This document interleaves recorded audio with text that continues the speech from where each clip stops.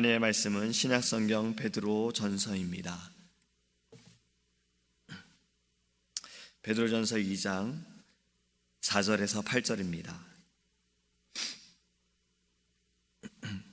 신약성경 378페이지입니다. 베드로전서 2장 4절에서 8절입니다. 사람에게는 버림받았으나 하나님께는 택하심을 입은 보배로운 산돌이신 예수께 나아가 너희도 산돌같이 신령한 집으로 세워지고 예수 그리스도로 말미암아 하나님이 기쁘게 받으실 신령한 제사를 드릴 거룩한 제사장이 될지니라. 성경에 기록되었으되 보라 내가 택한 보배로운 모퉁이 돌을 시온에 두노니 그를 믿는 자는 부끄러움을 당하지 아니하리라 하였으니 그러므로 믿는 너희에게는 보배이나 믿지 아니하는 자에게는 건축자들이 버린 그 돌이 모퉁이의 머릿돌이 되고 또한 부딪히는 돌과 걸려 넘어지게 하는 바위가 되었다 하였느니라. 그들이 말씀을 순종하지 아니함으로 넘어지나니 이는 그들을 이렇게 정하신 것이라. 아멘. 혹시 우리 성도님들 가운데 돌을 수집하는 분이 계십니까? 우리 그 개그우먼인 팽현숙 씨가요, 돌을 수집하는 것을 너무 좋아한다 그러더라고요. 어느 잡지에서 이렇게 인터뷰를 했습니다. 자기가 돌을 너무 좋아해서 중국에 가서 돌을 사오기도 하고 지금까지 모은 돌만 하더라도 그 가치가 집 한 채를 살 수 있는 만큼 자기가 돌을 모았다라고 말합니다. 요즘 한국의 집 한 채가 얼마 정도 될까요? 이젠 몇 억이 되지 않습니까? 그만큼 자기가 돌을 많이 모았다라고 이야기를 하는 거예요. 돌을 좋아하시는 분들은요, 돌이 살아있다라고 생각한다고 들었어요. 대구에서 한문을 가르치는 한 이 돌 수집하는 훈장님이 계시는데 이분이 이렇게 이야기를 했습니다.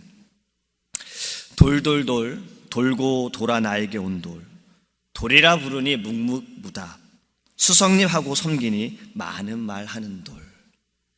이 글을 보면 돌을 좋아하는 분들은 이게 감격이 되고 돌을 사실 그냥 돌로 보이는 분들은 참 재밌다라고 생각할 수 있어요. 저는 이게 좀 너무 재밌다라고 생각했거든요. 돌이라고 부르니까 아무 대답도 안 하는데 수성님하고 높이니까 돌이 자기한테 많이 말을 한다라는 지금 표현이거든요. 이 말을요, 저는 또 이렇게 한번 해석해 보았습니다. 제 마음대로 해석을 해보니까 하나님께서 만드신 자연 그대로의 돌의 모습이 너무나도 아름답고 또 그 아름다움에서 느껴지는 평안함, 그래서 돌을 모은다라고 저는 한번 해석을 해보았어요. 성경에서도 돌과 관련된 말씀들이 많이 등장을 합니다. 돌이 하나님을 예배하는 제단으로 쓰이기도 하고요, 또 하나님과 언약을 맺는 것에 돌을 세워서 언약을 맺은 그러한 말씀들도 있습니다. 오늘 본문에서는요, 이렇게 표현을 하죠. 산돌 또는 살아있는 돌, 영어로는 리빙스톤이다 라고 말을 하고 있어요. 신약에서는 예수님을 돌로 비유할 때가 참 많이 있습니다. 그 가운데 세 가지를 말씀을 드리면 마태복음 21장 42절에 모퉁이의 머릿돌이다 라고 말씀하고 있고, 또 고린도전서 10장 4절에 생명수의 반석이다 라고 말하고 있고, 8절에는 부딪히는 돌이다 라고 말씀하고 있어요. 오늘 본문에서는 이 산돌, 곧 예수님이 우리의 산돌, 살아있는 돌이다라고 이제 말씀하고 있는 것입니다. 좀 말이 이상하죠. 돌 자체가 살아있다라는 것은 좀 모순이 되어집니다. 여기서 이렇게 표현을 하는 것은 우리 주님께서는 인격적인 존재이시고 또한 죽음을 이기시고 부활하셔서 더 이상은 죽는 일이 없이 믿는 자들에게 생명을 주시고 소망을 주시는 분이기 때문에 여기에 살아있는 돌이다라고 주님을 표현하고 있는 것입니다. 그렇기 때문에 4절에 이렇게 말씀하지요. 산돌이신 예수 그리스도에게 나아가라. 이 말씀은요, 너희가 구원을 받기 위해서 주님께 나아가라는 말씀도 맞아요. 그런데 이것을 원문으로 볼 때, 헬라어로 볼 때 이것은 현재 분사형으로 쓰여진 것으로서 계속해서 나아가는 것입니다. 그러니까 이례적인 것이 아니라 계속해서 우리가 나아가야 하는 것. 이 말씀은 산돌이신 예수 그리스도와 계속해서 너희는 교제하고 연합하여서 하나님께 나아가라라고 말씀하고 있는 것입니다. 주님께 나아가면요, 구원의 반석에서 생명의 물이 나오는 것처럼 또 그 신령한 물을 언제든지 마실 수 있는 것처럼 우리에게는 늘 주님께서 호흡이 되시고 생명이 되시고 기쁨이 되실 줄 믿습니다. 어제는 우리가요, 예수님께 버림을 받았다라는 말씀을 함께, 예수님이 버림을 받았다라는 말씀을 나누었어요. 예수님이 사람들에게 버림을 받았고, 예수님께서 사랑하는 제자들에게, 사랑하는 사람들에게 버림을 받으셨고, 예수님께서는 때로는 우리들에게도 버림을 받으셨다는 말씀을 드렸지요. 오늘은 그 버림을 받은 것을 본문에서는 이렇게 표현합니다. 모퉁이 돌로 나타내고 있어요. 여러분, 모퉁이 돌이 어떤 것인지 아십니까? 저는 사실 모퉁이 돌, 어릴 때부터 모퉁이 돌, 찬양할 때도 모퉁이 돌 이렇게 많이 들었는데 이것이 도대체 어떤 역할을 하는지 잘 몰랐어요. 근데 찾아보니까 이렇게 말씀하고 있더라고요. 건축의 가장 중요한 기초의 역할을 하는 것이고, 두 개의 벽이 직각으로 마주치는 그곳에 연결시켜주는 것이 바로 모퉁이 돌이다라는 겁니다. 이 벽을 지탱해주는 큰 역할을 하는 것이 모퉁이 돌인 거예요. 그런데 오늘 본문에 보면요, 7절에 건축가들이 이 모퉁이 돌을 버렸다라고 말씀하고 있어요. 분명히 오늘 말씀하고 있는 것은 산돌은 우리의 주님이십니다. 주님이 또 우리의 모퉁이 돌이 되어주십니다. 그런데 이 모퉁이 돌을 버렸다라는 것은 사람들이 주님을 모르기 때문에 버리는 거예요. 아주 중요한 것을 버린다라는 거예요. 여러분, 예수 그리스도가 없는 교회는 교회가 아닙니다. 그냥 건물밖에 되어지지 않아요. 우리의 인생에 있어서도요, 주님이 계시지 않으면, 주님이 함께 하시지 않으면 우리는 하나님의 자녀다라고 말할 수도 없고 진정한 크리스찬이다라고도 말할 수가 없는 겁니다. 예수님은 산돌이시며 모퉁이 돌이 되셔서 하나님과 우리의 그 끊어진 관계를 맺어주시고, 또 우리 안에 주님의 교회를 세워주심을 믿으시기 바랍니다. 그렇기 때문에 우리에게는 이 산돌, 모퉁이 돌, 바로 예수 그리스도가 너무나도 중요한 거예요. 오늘 본문에서는 이렇게 또 말씀하지요. 바로 이 돌을 믿는 사람은 부끄러움을 당하지 않을 것이다. 사실 이 말씀은요, 베드로가 이사야 선지자의 말을 인용한 것입니다. 그렇기 때문에 여기에서도 시작하기를 성경에 기록되었을 때 말씀하되라고 하고 있지요. 이 말씀은 이사야서 28장 16절의 말씀입니다. 제가 읽어볼게요. 그러므로 주 여호와께서 이같이 이르시되, 보라, 내가 한 돌을 시온에 두어 기초를 삼았노니 곧 시험한 돌이요 귀하고 견고한 기초돌이라. 그것을 믿는 이는 다급하게 되지 아니하리로다. 이 말씀은 하나님께서 이사야 선지자를 통해 이스라엘의 멸망에 대해 예언하는 것을 말씀하고 있습니다. 예루살렘의 멸망을 말씀하고 있는 거예요. 예루살렘의 지도자들이 나는 사망과 언약을 맺었기 때문에 사망에 이르지 않을 것이고, 나는 거짓을 피난처로 삼았기 때문에 재앙이 나에게 오지 않을 것이다 라고 하나님의 그 진노를 비난하고 우스워하는 그것에 대해 이사야 선지자를 통해 하나님께서는 지금 경고하시고 말씀하고 있는 것입니다.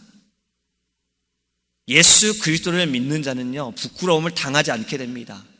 주님 오시는 그날의 마지막 때에 절대로 부끄러움을 당하지 않아요. 하지만 주님을 믿지 않는 자들, 모퉁이 돌을 버리는 자들은 부끄러움을 당하게 되어지는 거예요. 또 여러분, 오늘 말씀에는요, 믿지 않는 자들은 이 돌을 버릴 뿐만 아니라 비난한다라고 말씀하고 있어요. 8절에 보면 또한 부딪히는 돌과 걸려 넘어지게 하는 바위다. 걸려 넘어진다.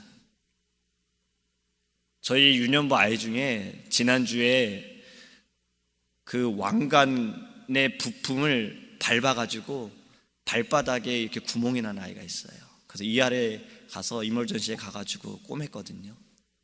이렇게 사진으로 봤는데 정말 구멍이 생각보다 커요. 근데도 토요일날 애플피킹에 가서 얼마나 잘 뛰어노는지, 이래서 참 아이들은 건강하구나 생각을 했어요. 제가 그 아이의 모습을 보면서 오늘 말씀이 참 이렇게 느껴지는 겁니다. 저희도 한국에, 여기는 문지방이 없잖아요. 한국에서 여러분 문지방에 혹시 발가락 딱 부딪혀 본 적 있어요? 지금 이 생각만 해도 좀 찌릿하지 않습니까? 뭔가에 이렇게 딱 걸렸을 때, 밟혔을 때, 우리가 넘어질 때 이것을 치워버리고 뽑아버리죠. 모퉁이 돌이 중요하지 않다라고 하는 이들은 이것이 그냥 걸리적거리는 겁니다. 이것이 귀하다고 생각하지 못하는 거예요.